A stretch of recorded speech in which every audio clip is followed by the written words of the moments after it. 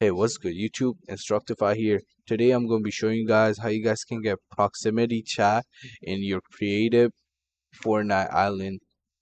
So, this is a new feature and it's really simple to turn on.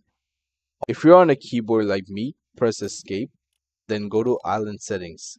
In island settings, you want to locate mode. In mode, you want to go down to voice chat. In voice chat, here you can see that proximity chat is turned off. Turn it on. After you have turned it on, these grayed out options are going to become applicable. So it says full volume distance. You can change it to your liking. This means that players will hear you from a distance. And fallout distance, this is basically so like your voice gets more lower and lower the farther the player is from you.